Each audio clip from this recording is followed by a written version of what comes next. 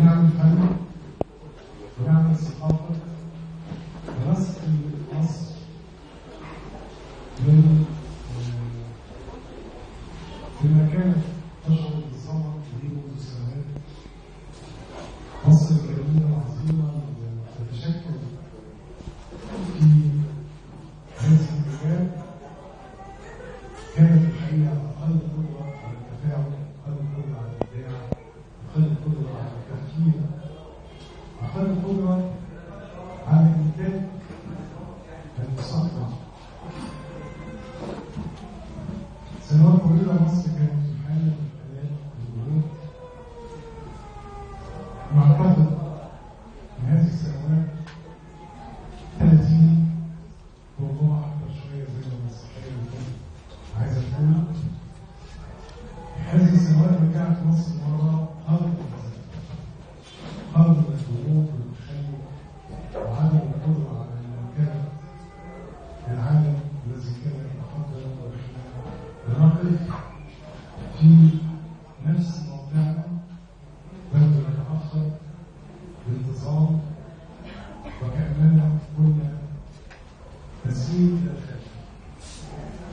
بلدنا لم تتقدم بساعات طويلة على المستوى السياسي، بل بالعكس كنا بناخد خطوة لقدام في مقابلها ثلاث أو أربع خطوات لقدام.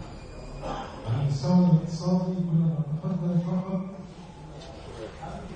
في الأرقام في الجرائد اللي هم الأرقام وفقا للإحصاءات والبيانات اللي هم بيختاروها، لكن كلنا كان عارف وحاسس ومتيقن إن إحنا نرجع لورا شوية لقدام.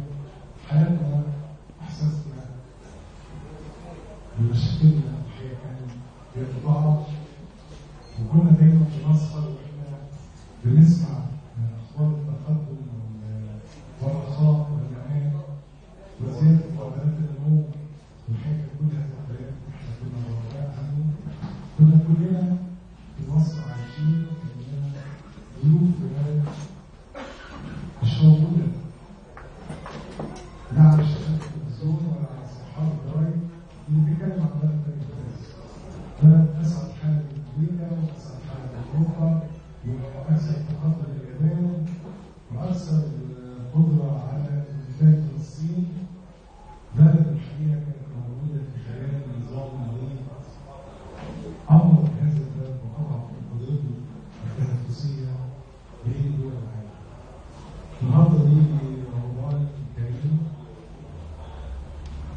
واحنا قادرين نقول ان احنا بدانا الطريق، ربما لم نقطع اشواط طويله في هذا الطريق، ربما ما زلنا في الافكار الاولى او الربع ساعه الاولى، والطريق طويل في ساعات طويله عشان نستعيد مكانتنا في الدنيا، لكن احنا بدانا الطريق. مفيش شك ان مصر قبل 25 يناير مش هي مصر النهارده. عندنا مشاكل كتير، عندنا مشاكل كتير.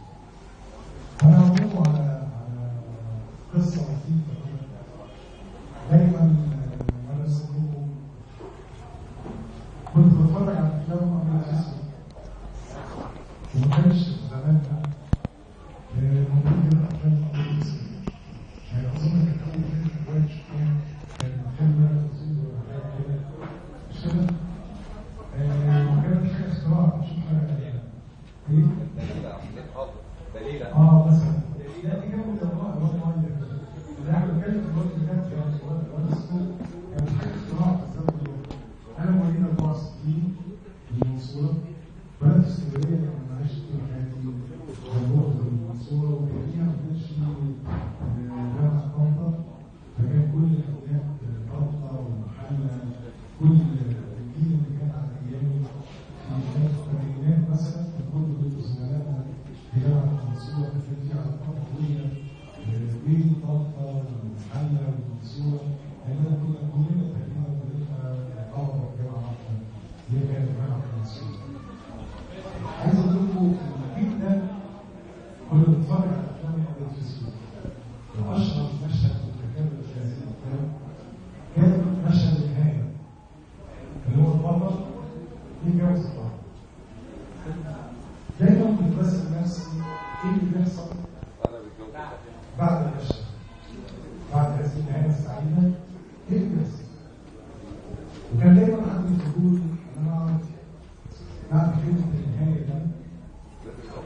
ايه الاحداث؟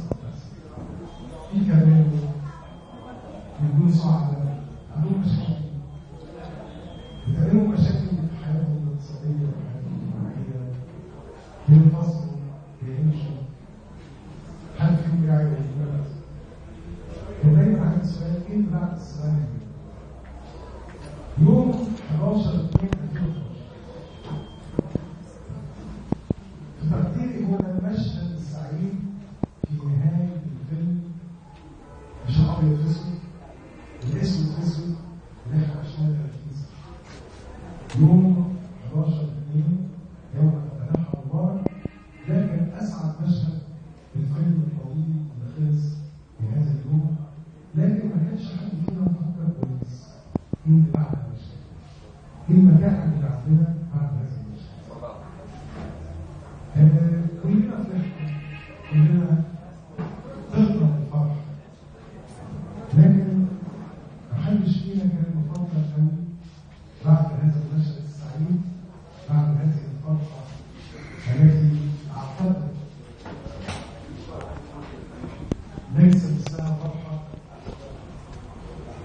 فلازم نفكر ان مصر ليست في احسن حال، مصر ليست في كامل عافيتها، مصر ليست في افضل هيئة من هيئتها، مصر كانت متبهدلة من جوه، الناس في مصر كمان كانت في حاجة لإعادة ترتيب ولاية الأفكار وقناعات ومبادئ وقيم.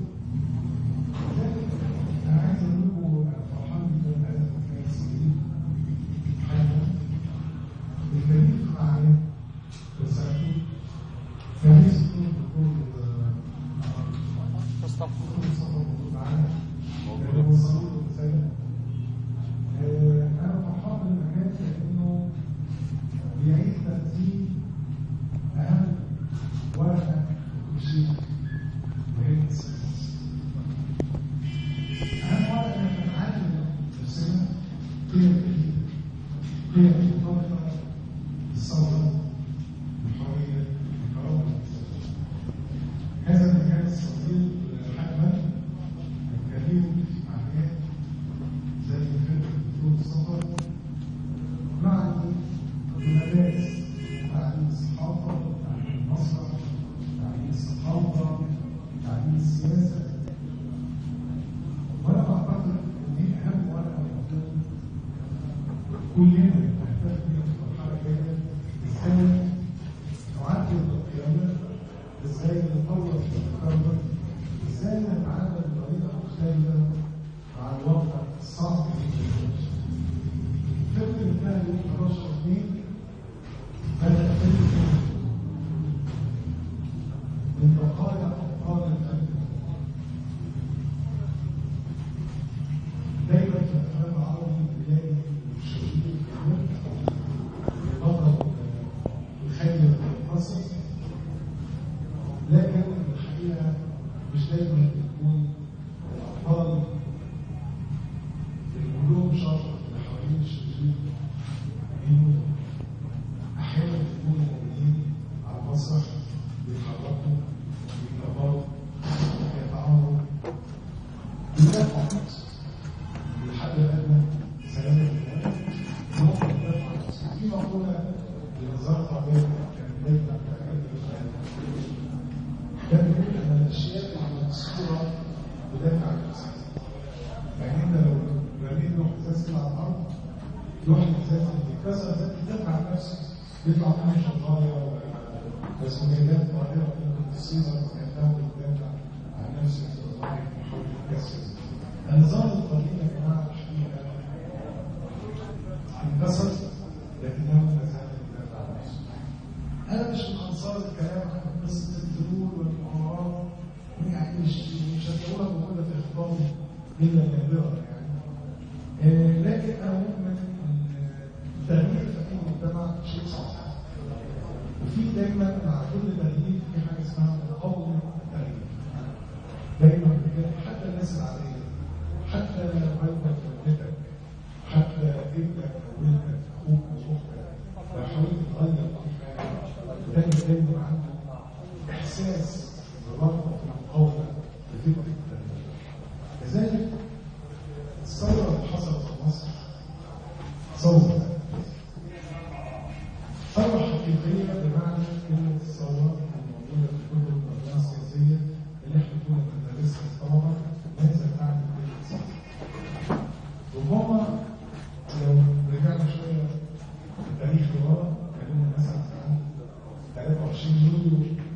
1952 وفقا للتعريف العلمي لحدث يوم 23 يونيو كانوا انقلابا عسكريا قاوموا 160 ضابط الجيش المصري.